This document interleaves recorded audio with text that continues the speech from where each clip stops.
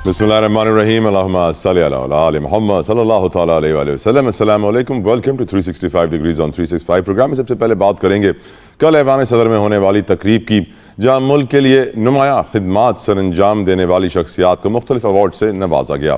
पाकिस्तान के साबिका वज़ीर आज़म जनाब जुल्फ़िकार अली भुट्टो को बाद वफ़ात मुल्क के सबसे बड़े अवार्ड निशान पाकिस्तान से नवाजा गया। ये अवार्ड उनकी साहिबजादी सनम भुट्टो ने वसूल किया। चेयरमैन पीपल्स पार्टी बिलावल भुट्टो जरदारी का अपने बयान में कहना था कि मुंतखब वज़ीर आज़म को एजाज़ मिलना तारीख का अहम संग मील है। शहीद जुल्फ़िकार अली भुट्टो ने अवाम को हुकूक हासिल करने की लिए एक जिद्दोजहद का शऊर दिया। वक्त के आमिर ने फ़ख्र एशिया की आवाज़ दबाने की कोशिश की, मगर शहीद भुट्टो आज भी गड़ी खुदाबख्श से राज कर रहे हैं।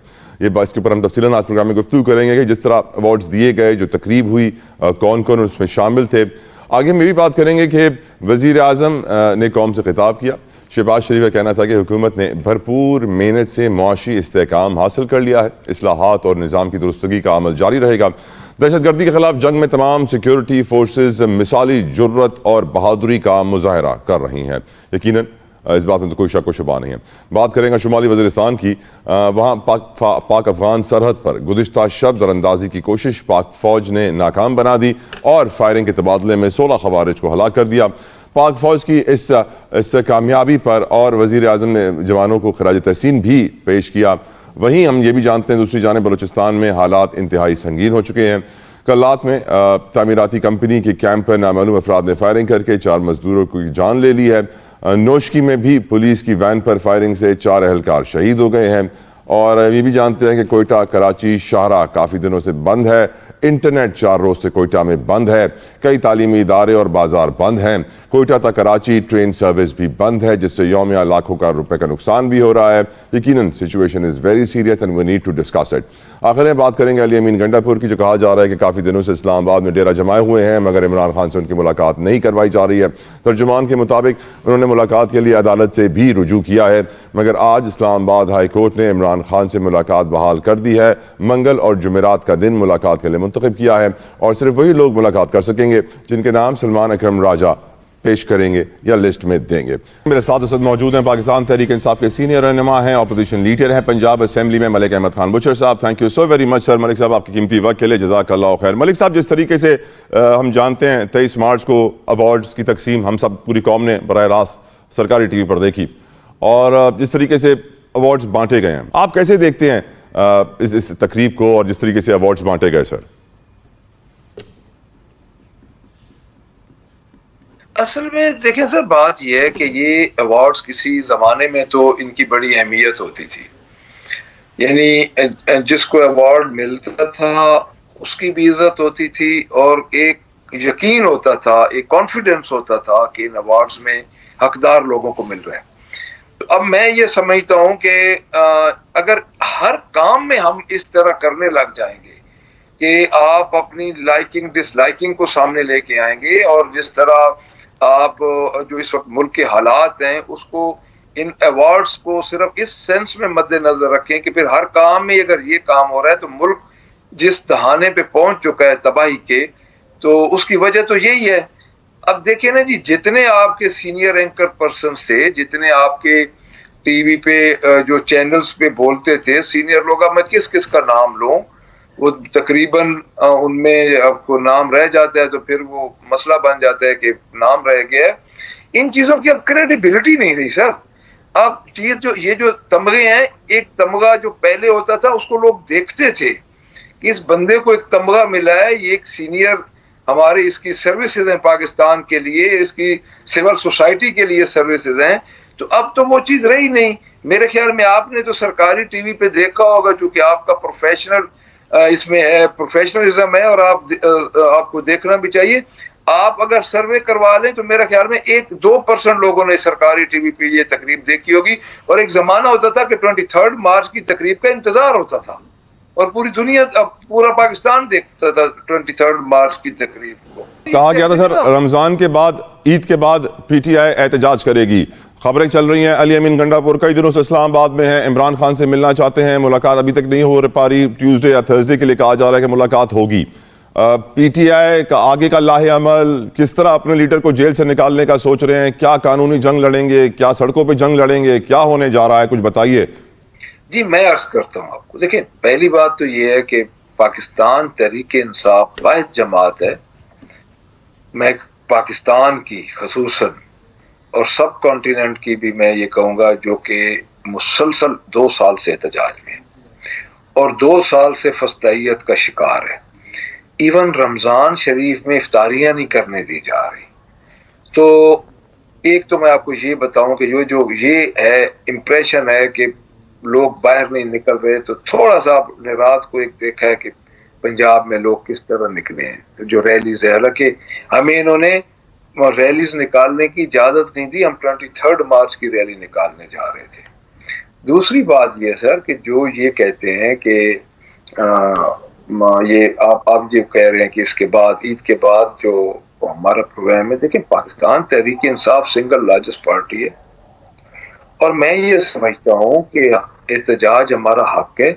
और जिस तरह हर इदारे से हमें इंसाफ नहीं मिल रहा, हम जा रहे हैं, हमें हमारे इदारे का दरवाजा खटखटा रहे हैं और उसके बाद एहतजाज तो हमने ज़रूर करना है जी। उसकी वजह यह है कि अगर हम एहतजाज नहीं करते तो हमारे ऊपर तो डेली FIRs हो रही हैं और FIRs तो वैसे ही हो रही हैं, तो हम अपना फंडामेंटल राइट क्यों छोड़ दें। आर्टिकल 16-17 के तहत हमारा ये फंडामेंटल राइट है कि हम एहतजाज करें। और अली अमीन गंडापुर साहब जो हैं वो हो गए, और जो हमारी पॉलिटिकल टीम है, जब तक खान साहब को पॉलिटिकल टीम्स के साथ नहीं मिलाएंगे तो मेरा ख्याल है कि हालात बेहतरी की तरफ नहीं जाएंगे जी। आप कैसे इग्नोर कर सकते हैं ऐसी पार्टी को जिसके पास कौमी असेंबली में सबसे ज्यादा सीट्स हैं, जिसके पास एक सूबे की गवर्नमेंट है, जिसके पास फॉर्म 47 के बावजूद पंजाब में मोर देन 100 MPs हैं, तो आप कैसे इग्नोर कर सकते हैं? आप नहीं इग्नोर कर सकते। और मैं ये समझता हूँ कि अगर इन्होंने हालात ठीक न किए तो ये मुल्क के लिए, मैं तो इनके लाने वालों को कहूंगा कि आप मुल्क की सोचें। मुल्क में जो कुछ हो रहा है, खुदा के लिए ये सियासी जिंदा लाशें बन चुकी हैं, इनसे अब जान छुड़ाएं। 1 साल आपने दिया, इन्होंने क्या किया? इन्होंने महंगाई बढ़ा दी है 7%। वर्ल्ड बैंक के मुताबिक आपकी महंगाई बढ़ गई है। आपकी ट्रांसपेरेंसी इंटरनेशनल में आप देख लें कि आप कहाँ पे पहुंच गए करप्शन में। आप तनज़ली के साथ को उनके 116 पॉइंट्स आपके हो चुके हैं। आपके क्रिमिनल रेट बढ़ चुके हैं। आपकी जो औरतों के साथ, जो ये हमारी चीफ मिनिस्टर जो कि इधर औरत हैं, खातून हैं, तो इनको तो चाहिए था कि खवातीन की ये ख्याल करती। आपको पता है कि जो एडवोकेट जनरल पंजाब ने रिपोर्ट दी है हाई कोर्ट लाहौर में, उसमें उन्होंने बताया कि हर आधे घंटे बाद हर औरत के खिलाफ कोई ना कोई ज्यादती या हरासा करने का केसेस पंजाब में हो रहा है। तो मैं समझता मेरे ख्याल से आधे घंटे से कम का वक्त कहा गया है सर, आधे घंटे से कम कहा गया है, 10-15 मिनट का जिक्र किया गया है। 10-15 मिनट का आप सही फरमा रहे हैं जी। तो अब ये तो इनकी गुड गवर्नेंस की हालत है। 60 सफात का इन्होंने अवाम के खर्चे पे इन्होंने इश्तिहार छाप दिए और उसके बाद हमने रिबटल में व्हाइट पेपर भी दिया और इनका पूरा कच्चा चिट्ठा खोल दिया कि वो इश्तिहार क्या थे और इनकी गवर्नमेंट की कारकर्दगी क्या। मलिक साहब, मुल्क के हालात, तो मुल्क के हालात sir, law and order situation, दहशतगर्दी बेकाबू, चीनी पहले एक्सपोर्ट की हमारी हुकूमत ने, अब इंपोर्ट कर रहे हैं और कह रहे हैं प्राइस कंट्रोल करेंगे। अवाम को लॉलीपॉप दिया जा रहा है कि बिजली की कीमतें कम होंगी, वहां से IMF कहता है क्या बातें कर रहे हो, हमसे इजाजत तो ली नहीं आपने। सर बात यह है कि आप चीनी से शुरू हो जाएं। चीनी इस वक्त 180 रुपए अबव हो चुकी है सर, और इन्होंने करना यही है कि इन्होंने माफिया को एक रिलीफ देने के लिए इन्होंने चीनी को ये इंपोर्ट करेंगे और ये रिलीफ दे कि कहाँ ये इन्होंने कीमतें कंट्रोल करनी है जी, पहली बात। दूसरी बात ये है कि इस वक्त जो दहशतगर्दी की हालात हैं, दहशतगर्दी तो देखें, जब इदारे अपना काम नहीं करेंगे, एक दस्तूर है 73 का हमें मिला है, हमारी लंबी चौड़ी बात ही नहीं है। 73 के दस्तूर के मुताबिक अगर इदारे अपने अपने आईनी हदूद में काम नहीं करेंगे तो यही हाल होगा। देखिए इन्होंने दहशतगर्दी तो इस वक्त पूरे मुल्क को लपेट में ले रही है और पंजाब के दहाने तक दहशतगर्दी आ चुकी है। तो मैं ये समझता हूं कि सिवाय इसके कि तमाम स्टेक होल्डर्स बैठे, बैठ के, और ये जो इन्होंने पहले सलामती कमेटी की मीटिंग की, उस मीटिंग को भी मैं समझता हूँ कि इन्होंने जल्दी किया। अगर खान साहब के साथ वफद की मुलाकात करवा दी जाती, उसमें पाकिस्तान तहरीक इंसाफ होती, उसमें अगर मैंगल साहब होते, महमूद अचकजई होते, तो क्या उस मीटिंग उस सलामती कमेटी की मीटिंग का क्या इम्पैक्ट जाना था पूरे पाकिस्तान, पूरी दुनिया में। अब एक आधी अधूरी उन्होंने मीटिंग करके एक एलानिया जारी कर दिया है, और वो एलानिया भी हॉट स्टेट का जारी किया है। इमरान खान जेल से कब निकलेंगे सर, 2032 से पहले या बाद? लेकिन ये खान साहब को, ये मेरा जो अपना मेरी राय है, केस बढ़ाते जाएंगे, लेकिन खान साहब को नहीं रख सकते ज्यादा देर जेल में। अब बोगस मुकदमात में आपका ज़मीर भी आपको मुलामत करेगा। अब बोगस मुकदमात में कितनी हद तक रख सकते हैं, और जिसके साथ पूरा पाकिस्तान खड़ा है, वो उसको अब अंदर जेल में कोई महीना दो और रख सकेंगे? मेरा नहीं लगता। अगली इससे पहले खान साहब बाहर आ जाएंगे। ये मैं ये कैटेगोरिकली कह रहा हूं कि ये रख नहीं सकते खान साहब को अंदर। और पीटीआई का इस वक्त हाल, क्योंकि बहुत सारे खबरें ये भी चल रही हैं कि इमरान खान खुश नहीं है पीटीआई की क़यादत से, जो वो काम कर रहे हैं पंजाब में ओवरऑल, इसके ऊपर आपके पास क्या इत्तलात हैं सर?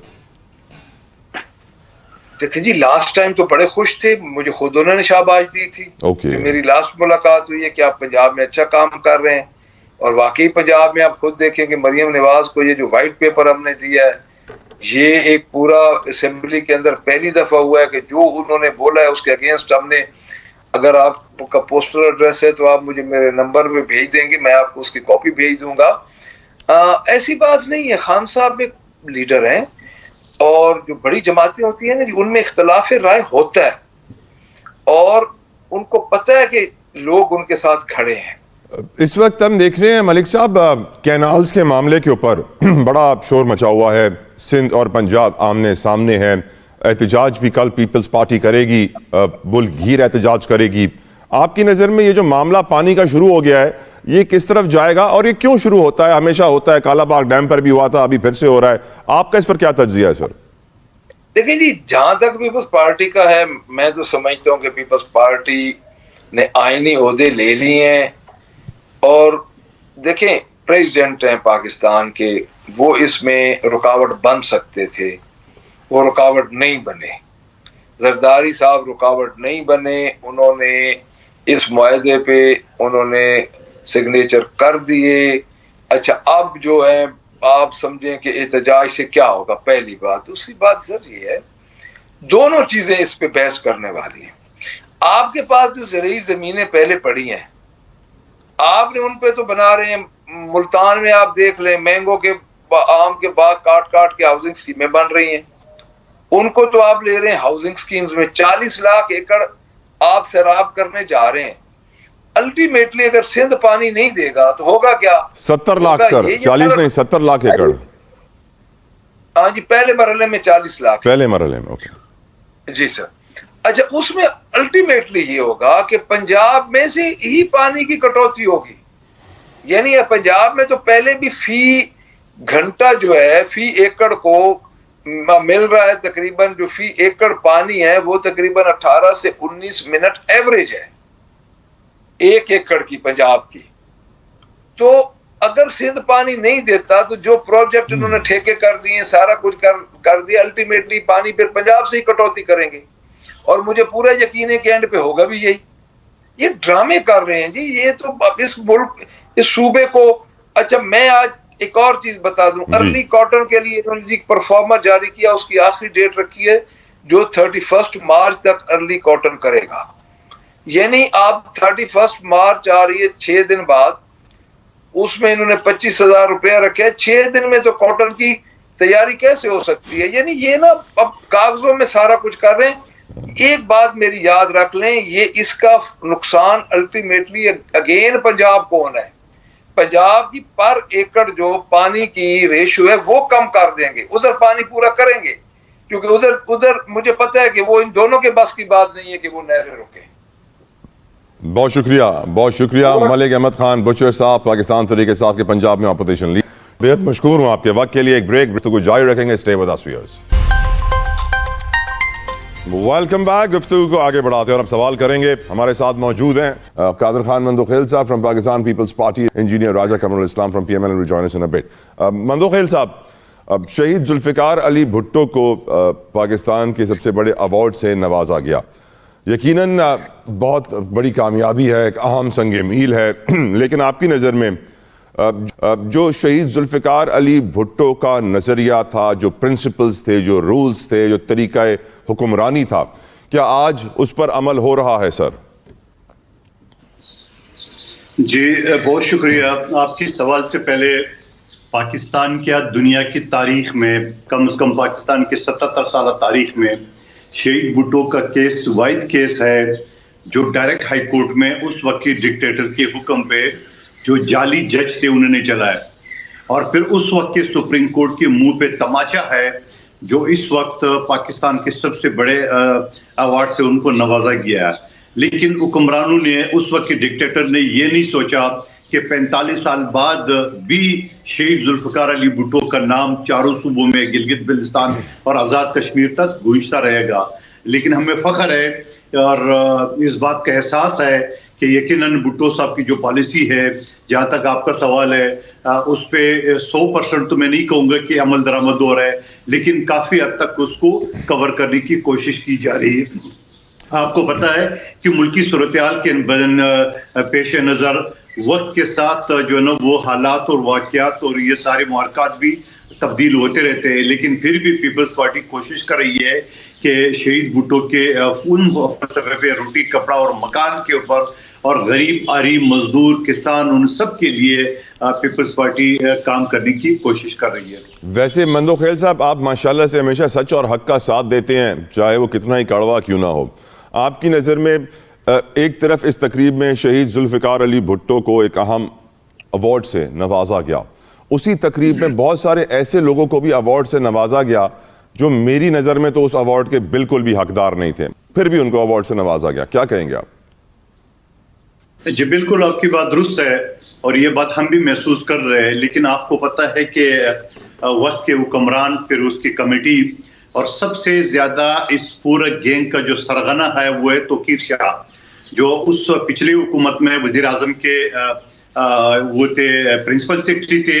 तो यकीनन आपकी बात दुरुस्त है कि एक तरफ से शहीद जुल्फ़िकार अली भुट्टो को अवार्ड देके ये तासुर देने की कोशिश की गई है कि देखे हम पाकिस्तान के क्या, एशिया के अजीम इंसान को इतने बड़े एजाज से हम नवाज रहे, जहाँ उस वक्त की सुप्रीम कोर्ट ने गद्दारी करके और डिक्टेटर के हाथों उनको फांसी दे के हमसे अलग किया गया।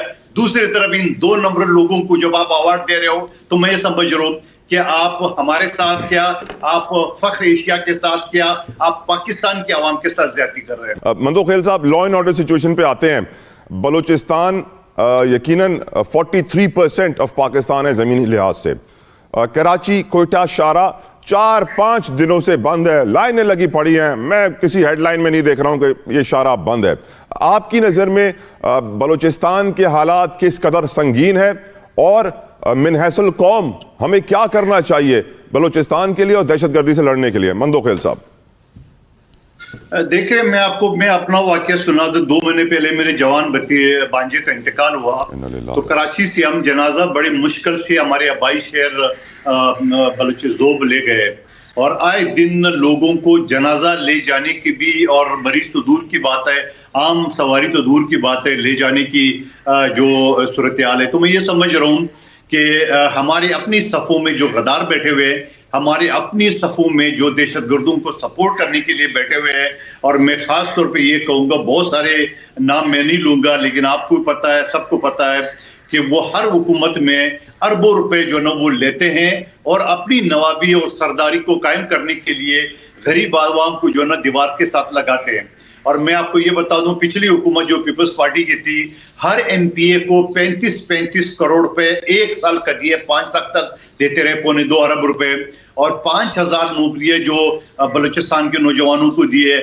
आप मुझे बता दो, उस 35 करोड़ से आज कितने साल हो गए जो उनको मिल रहे अरबों खरबों रुपए, वो बलूचिस्तान के आवाम पे या बलूचिस्तान की सड़कों पे, स्कूलों पे, कॉलेजों पे, अस्पतालों पे कहाँ खर्च हुई है। मैं कहता हूँ जो बलूचिस्तान की आवाम है, यकीनन जो नौजवान है वो महरूमी का शिकार है, मगर सबसे पहले इन नौजवानों को, उन लोगों को जो ना मुआसबा करना चाहिए जहां वफाक ने, हुकूमत पाकिस्तान ने उनको अरबों रुपए दिए और उसके बाद जाके वो नौकरियां भी बेचते हैं और वो जाके तरक्याती काम के पैसे भी खाते हैं और फिर जाके मुख्तलिफ हुकूमतों में पिछले 50 साल से ये लोग हुकूमतों का कोई इत्यादी होता है, कोई सरबरा होता है, कोई क्या होता है। तो ये सारे के साथ मुझे आप बता दें बलूचिस्तान का कौन सा करता धरता जो हुकूमत का हिस्सा नहीं होता है। ये हर वक्त हुकूमत का हिस्सा होता है और कहीं अगर खुशकिस्मती से या बदकिस्मती से वो अपोजिशन में भी चले जाते हैं तब भी वो मरात ब्लैकमेलिंग के जरिए उसे डबल हुकूमत से लेते हैं। तो मैं कहता हूँ इन चीजों पर गौर करने की जरूरत है। जब तक आप देखें पूरे बलूचिस्तान में एक भी मोटरवे नहीं है, एक जो शेरग रोड है कराची से कोयटा तक, वो आपने बयान कर दी और मैं आई विटनेस हूं कि वो आए दिन बंद होता है, आए दिन वहां पे जनाजे बल्कि सिंध के रास्ते से ले जाने की लोग कोशिश करते हैं।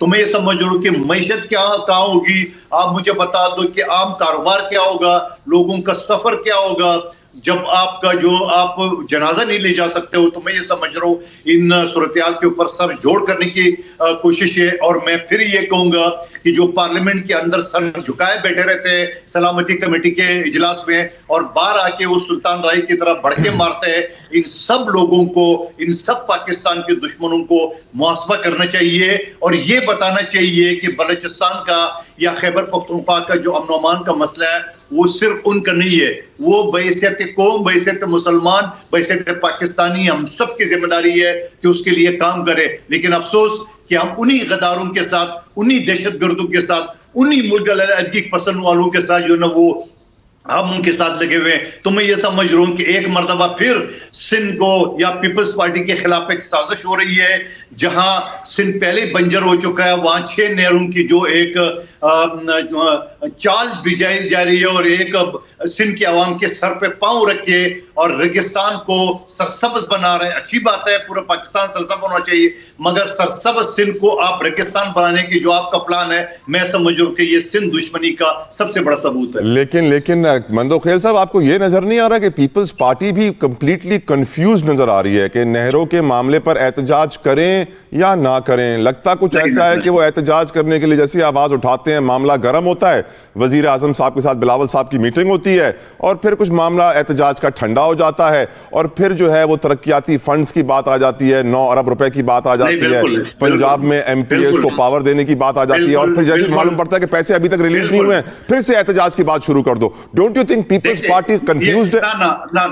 ना जतोई साहब, सबसे पहले कल हमारी 4 बजे सिंध भर के अजला में, खुद मेरे जिले के माड़ी में नेटू फोटू में हम एहतजाज रिकॉर्ड करने जा रहे हैं और 4 तारीख को शहीद भुट्टो की बरसी के मौके पे आप बिलावल भुट्टो साहब की तकरीर सुनेंगे, आप उनका आइंदा का लायमल सुनेंगे और उसके बाद मुसलसल इस एहतजाज की जो सरबराही है वो बिलावल भुट्टो साहब खुद करेंगे। इससे बड़ा सबूत मैं आपको नहीं दे सकता हूँ। और ये बामाने एहतजाज होगा या फिर खबरों की जीनत बनने के लिए एहतजाज होगा? बामानी होगा जब मेरा चेयरमैन खुद फ्रंट फुट पे आएगा, फ्रंट पे उस पे आएगा और उस तमाम एहतजाज को लीड करेगा। निसार खोड़ो साहब लीड करेंगे, हमारे सारे सीनियर रहनुमा करेंगे। तो मैं समझ रहा हूँ कि ये एहतजाज वो एहतजाज नहीं है जो इनके हमने 5 अरब रुपए के लिए एहतजाज किया है, ये एक उसूली एहतजाज है, ये हमारी बका का मसला है, ये सिंध की आवाम को मुस्तकबिल का मसला है। और मैं भी सिंध का वासी हूँ, सिंध ने मुझे इज्जत दी है, सिंध ने मुझे रोजगार दिए, तो सिंध से गद्दारी करने वाला पाकिस्तान का गद्दार है। बेशक, इसमें तो कोई शक व शुबा है ही नहीं। मंदोखेल साहब, व्यूअर्स प्रोग्राम में गर्मा गर्म गुफ्तगू का सिलसिला जारी रहेगा, आपकी हिम्मत जाएगा। Will be right back. Welcome back viewers, गुफ्तगू को आगे बढ़ाएंगे। इंजीनियर राजा कमरुल इस्लाम साहब ने मुझे ज्वाइन किया है फ्रॉम PMLN। बहुत बहुत शुक्रिया engineer Raja Qamarul Islam for your precious time. Engineer साहब, अब गुज़िश्ता रोज जिस तरीके से ऐवान सदर में हिलाल इम्तियाज, तमग़े इम्तियाज और बहुत सारे और अवार्ड्स नवाजे गए लोगों को, आपको सर लगता है कि मेरिट के ऊपर अवार्ड्स दिए गए इंजीनियर साहब? जी बिल्कुल, अवार्ड्स देने वालों को लगता है कि मेरिट के ऊपर दिए गए। होता यह असल में कि अवार्ड्स जब भी आते हैं ये बड़ा मुश्किल फैसला होता है कि फर्ज किया आर्ट के अवार्ड्स हैं, फर्ज किया गुलकारी के हैं, फर्ज किया पब्लिक सर्विस के हैं, गैलेंट्री के हैं।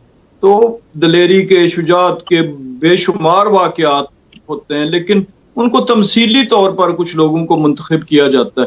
तो ऑब्वियसली इस बात पे तो डिबेट हो सकती है कि फलां मामले में गैलेंट्री अवार्ड जो है इसको नहीं, तो उनकी दूसरे का मामला। चले गैलेंट्री छोड़े ना, बहादुरी वाले अवार्ड छोड़ें।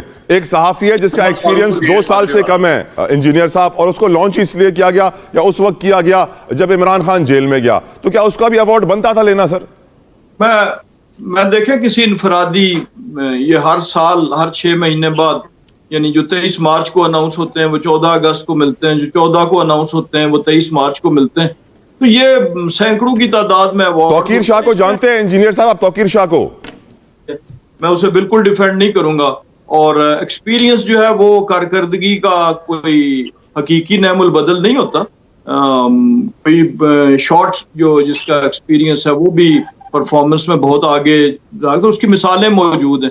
पाकिस्तान की 1-2 आर्ट फिल्में जिन्होंने दुनिया भर में इनामात लिए, और वो जो उनके थे डायरेक्टर्स या प्रोड्यूसर्स, वो कोई ज्यादा उनका तजर्बा नहीं था। किसी का डांस पसंद आ गया तो उसको भी शायद दे दिया। जो बैरोमीटर है या यार्ड स्टिक है जिससे नापा जाएगा।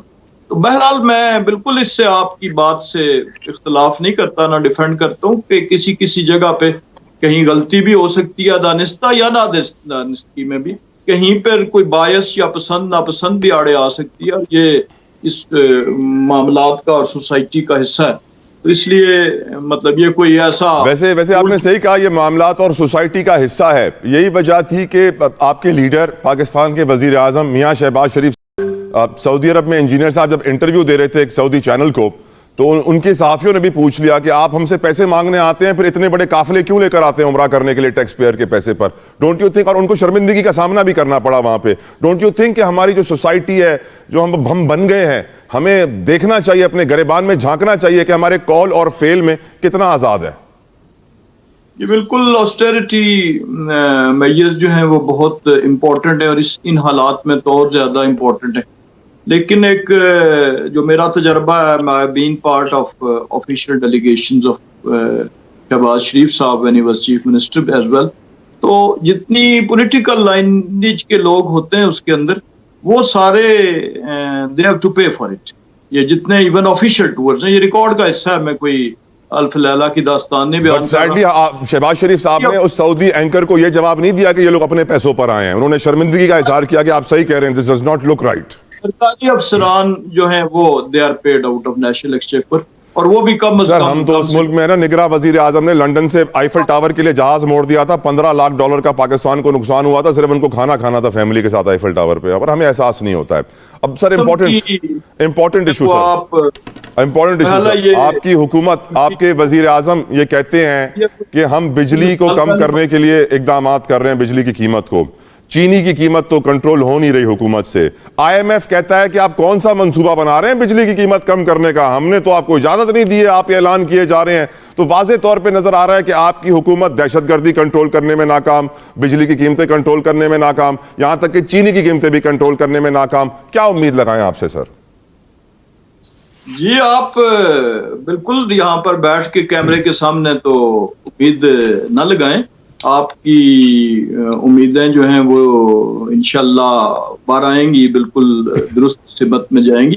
चीनी की कीमत के कंट्रोल का IMF से इस हवाले से कोई ताल्लुक नहीं है कि अगर हुकूमत चीनी की कंट्रोल, बिजली, मैंने IMF बिजली के नाम पे कहा सर, बिजली IMF बिजली के नाम पे कहा मैंने। आप अपना फर्द जुर्म आयद करेंगे फिर मुझे कह दें मैं आप मेरे सवाल को समझे नहीं थे, मैं करेक्ट कर रहा था आपको। करने हैं तो आप वैसे लगा लिया करें प्लेटफॉर्म पे बैठ के, मतलब इसमें जरूरत क्या है किसी को बुलाने की या उससे जवाब देने की? हुकूमती नुमाइंदों से मुश्किल सवाल पूछते हैं तो जल्दी नाराज हो जाते हैं, इसकी क्या वजह है सर? लिया करें, फिर उसके बाद अगला सवाल। आपको तो सीधे साधा ये कहना चाहिए हुकूमत चलाने में नाकाम है। I am not used to this type of talk. मैं तो वहां बात करता हूँ जहां लॉजिक या दलील से कोई बात की जाए। आप एक मिसाल उठाते हैं, पूरे यानी जो हुए अवार्ड्स हुए उसमें से एक उठा के उसका 8 साल का तजर्बा नहीं था, आपने मेरी बात रोक दी। तो मैं 2 साल का तजर्बा, 8 नहीं बोला था। आप मेरे बात समझ नहीं पा रहे हैं, मैं इसलिए बार बार बीच में आ रहा हूँ सर। नहीं, मैं इतनी मैं समझ है कि मैं समझ पा रहा हूँ। तो मेरे 2 साल आपको 8 साल लग रहे हैं सर। इशू ये होता है कि वो जब आप बोल रहे होते हैं तो मुझे नहीं पता होता, मैं बोल रहा हूँ कि आप भी बीच में बोल रहे हैं, लेकिन वहां पे प्रोग्राम में आपकी आवाज ओवरराइड कर जाती है। तो प्लीज पूरी बात सुन लिया करें, उसके बाद आपके हैं जी तो जी, मैं सुन रहा हूँ, मैं सुन रहा हूँ सर। IMF को कोई एतराज नहीं है चीनी की कीमतों पे। बिजली, मैंने चीनी की कीमतों पे IMF नहीं कहा सर, मैंने कहा चीनी की कीमतों में आप नाकाम है। आप मेरी बात समझ नहीं रहे हैं, इसलिए मैं रिपीट कर रहा हूं। राजा साहब दिल पे ना लीजिएगा प्लीज, मैं आपको बता रहा हूं बिजली की कीमतों पे IMF ने बोला है कि क्या मंसूबा बना रहे हैं। अब बिजली के हवाले से जहां तक ताल्लुक है, IMF का एतराज बिजली की कीमतें कम करने पे उन जगहों पे है जहां पर कोई टैक्सेस को या किसी जो उसका बेसिक टैरिफ है उसको हुकूमत अपनी सब्सिडी की शक्ल में रिड्यूस कर रही है। अगर हुकूमत जो है वो IPPs से रेट्स को रीनेगोशिएट करके तो जो ट्रांसफर करेगी वो वाला कंपोनेंट IMF के लिए काबिल एतराज नहीं होगा। जनरल कीमतें जिस तरह माजी में था सब्सिडी की, उस पे एतराज जरूर है, लेकिन ये वही गंभीर मसाइल हैं जिनको हल करने की हुकूमत कोशिश कर रही है। और ये बाहर से बैठकर इस पे जो है वो करना बहुत आसान है, लेकिन ये जो डेकेड्स के उलझे हुए मसाइल हैं और इसमें इंशाल्लाह बहुत सी चीजें मुस्बत होंगी। थोड़ा सा अभी 1 साल हुआ है, तो अगले चंद माह में इसमें बेहतर। बेशक सर, डेकेड्स के मसाइल तो हैं सर, लेकिन नवाज शरीफ साहब 3 बार वजीर आजम और शहबाज शरीफ साहब भी 2 बार 3 बार चीफ मिनिस्टर, 2 बार प्राइम मिनिस्टर। डेकेड्स आप लोगों ने भी रूल किया है, तो of course the question will stand, आपसे पूछा जरूर जाएगा। और इंजीनियर साहब, law and order situation, Balochistan Karachi highway कई दिनों से बंद, दहशतगर्दों के हमले, ताबड़तोड़ हमले, नापाक अज़ाइम, मजमूम मकासद उनके हम देख रहे हैं। क्या हुकूमत जिस तरह बिजली की कीमतों में फेल हुई, चीनी की कीमतों में फेल हुई, सियासी इस्तेहकाम में फेल हुई, लॉ एंड ऑर्डर सिचुएशन में भी हुकूमत फेल होगी? इंजीनियर साहब, ये आपकी जो है ये एक चार्जशीट, उसके मुताबिक तो हुकूमत फेल हो चुकी है। उसके मुताबिक, आपके मुताबिक? जी, मैं वही आपकी उसी बात को बढ़ा रहा हूँ। उसके आपकी बात को एंडोर्स कर रहे हैं। मुल्क में कोई मूव करने के काबिल नहीं है, उसके मुताबिक तो मतलब जो है हर चीज जो है वो आउट ऑफ कंट्रोल हो चुकी है। मैं उसको तो रेफर नहीं करूंगा, लेकिन ये जो सूरत हाल है ये उस चीज का नतीजा है जब रियासत या हुकूमत कोशिश करती है कि कहीं ना कहीं कोई सब्र से, बर्दाश्त से काम ले। और अब चूंकि इस बात का पिछले चंद दिनों में रिजॉल्व खुल के सामने आ गया है और ये बड़ी वाज़े तौर पर कि अब जीरो टॉलरेंस के साथ होगा, रास्ते बंद नहीं करने दिए जाएंगे, तो ये भी अब आपको ये वाला आपका शिकवा भी नहीं। मंदोखेल साहब, आपसे इंपॉर्टेंट सवाल अब ये करना चाहता हूं कि आज हम जानते हैं कि सरफराज बुगटी की मुलाकात भी हुई है मौलाना फजलुर रहमान साहब से, और obviously Balochistan was the issue that was discussed. अब सबकी तवज्जो बलूचिस्तान की तरफ हो गई है। बलूचिस्तान में इस वक्त भी हम जानते हैं कि एहतजाज करने पर ताकत का इस्तेमाल किया गया, एहतजाज ख़त्म करा दिया गया, जिसके बाद और एहतजाज शुरू हो गया है। आपकी नज़र में मंदोखेल साहब, हल क्या है बलूचिस्तान का, वे फॉरवर्ड क्या है बलूचिस्तान का? देखिए, मैं आपको पहले ही सेगमेंट में ये अर्ज कर चुका हूँ कि बलूचिस्तान के जो वहाँ अवामी नुमाइंदे हैं वो पिछले 70 साल 77 साल से मुसलसल हुकूमतों में हैं और अरबों खरबों रुपए के फंड लेते हैं, नौकरियां लेते हैं। खुद सरफराज बुगटी साहब ने यह कहा था कि आइंदा मैं नौकरियां नहीं बेचने दूंगा, तो इसका मतलब तो ये है कि आप पिछले बेच रहे थे। और फिर मैं ये कहूँगा कि बलूचिस्तान की खास बात यह है कि वहाँ 65 रुकनी जो असम्बली है और वो 65 के 65 हुकूमत में होते हैं, या अगर हुकूमत के वजीर के ओहदे पे फाइज नहीं होता है तो फंड उससे डबल लेते हैं, इख्तियारात उससे डबल लेते हैं। वो अपने जिले का मालिक होता है, वो अपने जिले का वज़ीर आला होता है एक लिहाज से। तो मैं ये समझ रहा हूँ कि ये सारी चीज़ों को ये देखना चाहिए कि बलूचिस्तान की आवाम को क्या मिला। बलूचिस्तान की जो नुमाइंदे हैं वो तो पाकिस्तान बनने से वक्त से लेके आज तक वो हुकूमत में रहे और अरबों खरबों में खेल रहे। क्या आवाम का ये हक नहीं है कि इन लोगों का मुआसबा कर ले, इनसे हिसाब मांग ले, उनसे पूछे कि आपने हमारे नाम पे जो पैसे लिए वो आपने किधर खर्च किए? आपको पता है कि एक सिंगल रोड बलूचिस्तान का कराची से क्वेटा वो अभी तकरीबन 2 साल पहले मुकम्मल हुआ, इससे पहले बनने भी नहीं दे रहा था। मोटर की बात तो दूर की बात है। बहुत शुक्रिया कादिर खान मंदोखेल साहब, इंजीनियर राजा कमरुल इस्लाम साहब। प्रोग्राम का वक्त यहाँ तमाम होता है। सोशल मीडिया पर अपना फीडबैक देना मत भूलिएगा। अपना ख्याल रखिएगा। See you tomorrow. Until then, अल्लाह हाफिज।